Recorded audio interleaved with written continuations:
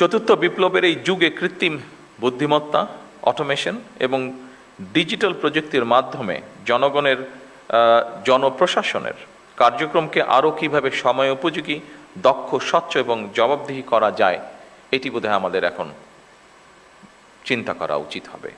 এবং আমি মনে করি যেহেতু এই আইটি বলেন বা আর্টিফিশিয়াল ইন্টেলিজেন্স বলেন, এইগুলো এগিয়ে যাচ্ছে, আমার মনে হয় আমাদের এই বিষয়ে ডেভেলপ করা ছাড়া বিকল্প কোনো কিছু নেই। সম্মানিত সকল উপস্থিতিবৃন্দ, এই সম্মেলন কেবল আনুষ্ঠানিক মত বিনিময়ের জায়গা হওয়া উচিত নয়, বরং এটি এমন একটি পরিসর যেখানে মাঠ প্রশাসনের বাস্তব অভিজ্ঞতা, সীমাবদ্ধতা, প্রয়োজন এবং উদ্ভাবনী চিন্তা সরাসরি জাতীয় পর্যায়ে সিদ্ধান্ত প্রক্রিয়ায় প্রতিফলিত হতে পারে বা হওয়া উচিত। আপনারা মাঠ পর্যায়ে সরকারের প্রশাসনিক অ্যাম্বাসেডর। দ্রব্যমূল্য নিয়ন্ত্রণ, বাজারের শৃঙ্খলা বজায় রাখা, কৃষকের ন্যায্য মূল্য নিশ্চিত করা অত্যন্ত জরুরি। ইচ্ছে মতন যাতে কেউ নিত্য প্রয়োজনীয় পণ্যের মূল্য বাড়াতে না পারে, কিংবা যে টেন্ডেন্সিটা আমরা দেখি বিভিন্ন সময় মজুতদারি বা কারসাজির মাধ্যমে বাজারে অস্থিতিশীলতা সৃষ্টি করতে না পারে, কোনো ধরনের সিন্ডিকেট বা কৃত্রিম সংকট সৃষ্টির অপচেষ্টা কেউ করতে না পারে, এই জন্য নিয়মিত বাজার তদারকি জোরদার করা প্রয়োজন। বাজার ব্যবস্থাপনায় স্থিতিশীলতা বজায় রাখা, এটি সামাজিক স্থিতি এবং জনগণের আস্থার সঙ্গেও কিন্তু সরাসরি সম্পর্কিত। সম্মানিত সকল অতিথিবৃন্দ, কৃষক যেন তার উৎপাদিত ফসলের ন্যায্য মূল্য পায়, পাশাপাশি কৃষকের জন্য সার, বীজ, সেচ, সংরক্ষণ সুবিধা এবং বাজারজাতকরণের উপযোগী পরিবেশ নিশ্চিত করাও আমাদের জন্য জরুরি। কৃষিকে শুধু উৎপাদনের বিষয় হিসেবে নয়, বরং গ্রামীণ জীবিকা, খাদ্য নিরাপত্তা, কর্মসংস্থান, গ্রামীণ জনগণের শহরমুখিতা হ্রাস এবং স্থানীয় অর্থনৈতিক স্থিতিশীলতার নিয়ামক হিসাবে আমার মনে হয় দেখা প্রয়োজন। এই বিষয়টির সাথে নিশ্চয়ই আপনারা কম বেশি একমত হবেন।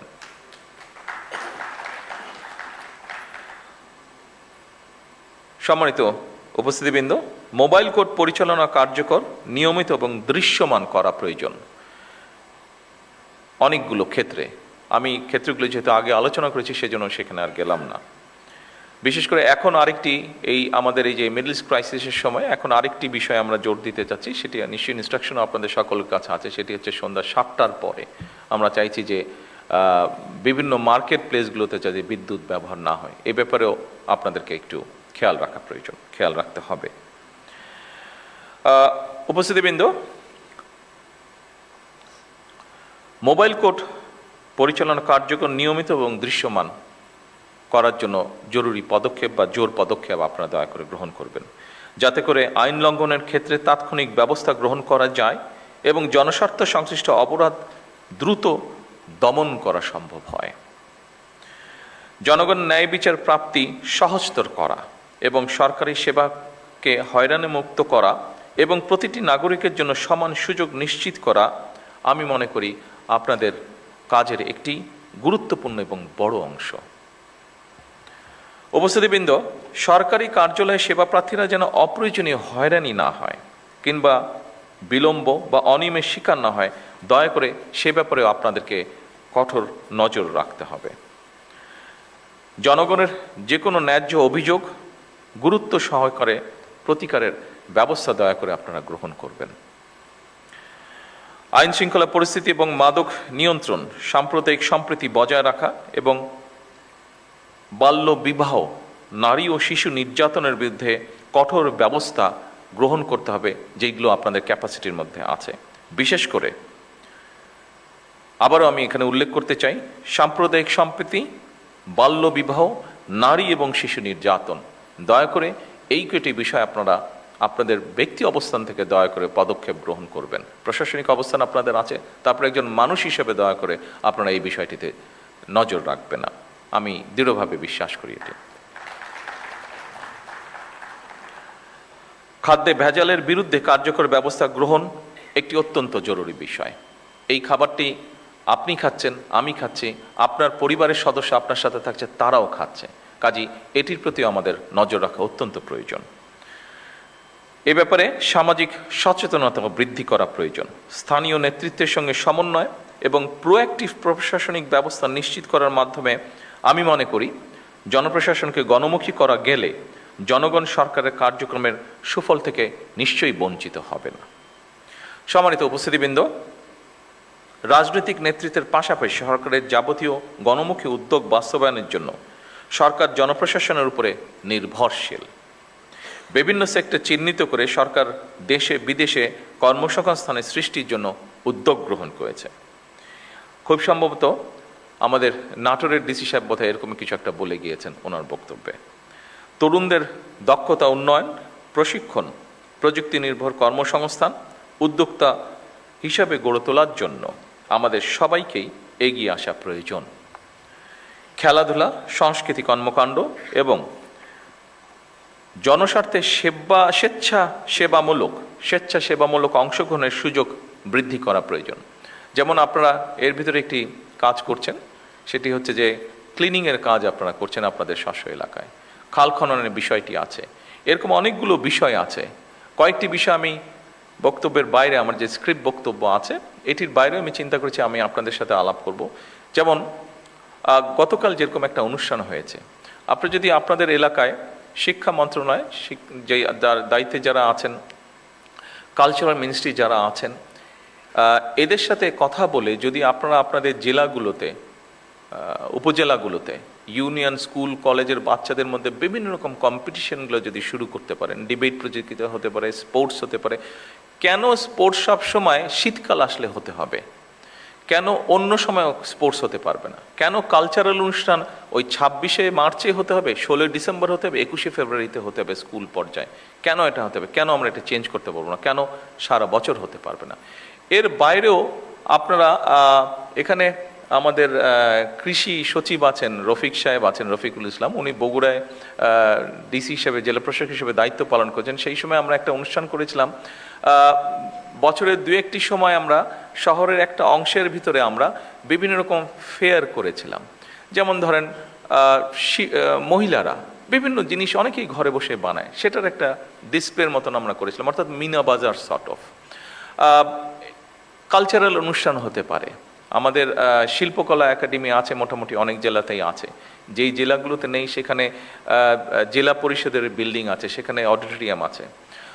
অর্থাৎ একটা সবসময় সারা বছরই কম বেশি সপ্তাহে যদি একটা অনুষ্ঠানও থাকে তাহলে মানুষের যাবার জায়গা থাকে। আপনি এইগুলো কাজের মাধ্যমে আমরা যেটা দেখছি এখন, যে আমাদের তরুণ সমাজ বিভিন্ন অন্য বিষয় যেটা প্রত্যাশিত না এরকম অনেক কিছুর সাথে ইনভলভ হয়ে যাচ্ছে তারা। আমরা যদি আমাদের ছেলেমেয়েদেরকে এরকম খেলাধুলা বলেন, সংস্কৃতি বলেন, এই ধরনের বিষয়গুলোতে আমরা ধীরে ধীরে ইনভলভ করতে পারি, তাহলে আমার মনে হয় তারা এইগুলা থেকে আস্তে আস্তে সরে আসবে। তাদেরকে তো আমাদের অপশন দিতে হবে যে তারা যে একটা 16 বছর 20 বছরের ছেলে বা মেয়ে, তার ভিতরে যে এনার্জিটা আছে, মানসিক এবং শারীরিক এনার্জিটা আছে, এটাকে তো বার্ন করার আমাকে জায়গা দিতে হবে। আমি যদি সেই এভিনিউটা তাকে না দিই, স্বাভাবিকভাবেই সে অন্য কিছুতে ইনভলভ হয়ে যাবে। সেজন্য আসুন এইভাবে আমরা সমাজকে কিন্তু বদল করতে পারবো। আপনাদের এলাকায় বিভিন্ন, যেমন আরেকটি জিনিস আমি বলতে চাচ্ছিলাম, এটা আমি আলাপ করতাম, আমি সিনিয়র মিনিস্টারদের সাথে এবং আলাপ করে এটা ঠিক করতে চাইছিলাম। আমরা যেরকম 21শে পদক দিই, 26শে মার্চ পদক দিই, আপনাদের ডিস্ট্রিক্ট কিন্তু এরকম অনেক ঘটনা ঘটে।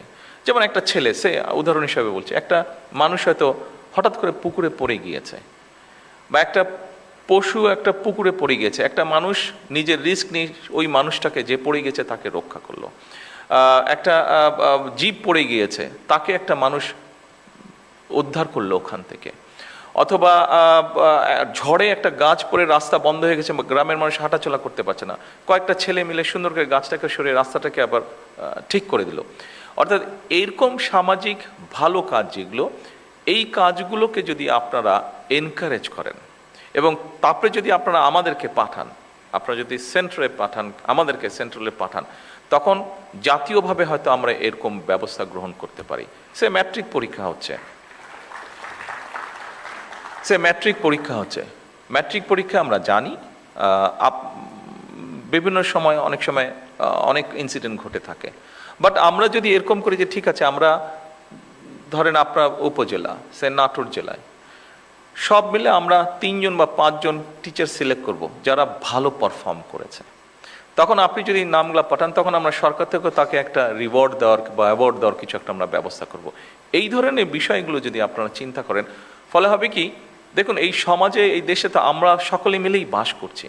আমরা নিজেরই যখন পারিবারিক লেভেলে আলোচনা করতে বসি, আমরা যখন বন্ধুবান্ধব সামাজিক লেভেলে আলোচনা করতে বসি, আমরা অনেক বিষয় নিয়ে আলোচনা করি আমরা, যেগুলো আমাদেরকে কিছু ডিপ্রেস করে ফেলে, আমরা কিছু ফ্রাস্ট্রেশন এক্সপ্রেস করি আমাদের। কিন্তু আমরা সকলে মিলে যদি এইরকম কিছু কিছু জিনিস চালু করতে পারি, নিশ্চয়ই আমরা পরিবর্তন কিছুটা করতে পারবো, আস্তে আস্তে করতে পারবো। যে কোনো পরিবর্তনই তো একদিনে হবে না, 1 মাস 6 মাস 1 বছরে হবে না। কিন্তু আমরা যদি, আমার ধারণা এটা, আমি যেহেতু অনেকদিন আমাকে বাইরে থাকতে হয়েছে, আমি দেখেছি সেই সব দেশে এরকম প্র্যাকটিস করে তারা, এরকম ছোট ছোট জিনিস হতে থাকে যেগুলো সমাজে অনেক ভ্যালু অ্যাড করে, অনেক ভ্যালু অ্যাড করে। কাজেই আপনারা যদি এই উদ্যোগগুলো গ্রহণ করেন, আমরা এখান থেকে আপনাদেরকে সাপোর্ট দিতে পারবো ইনশাল্লাহ। আমরা চাই এই জিনিসগুলোকে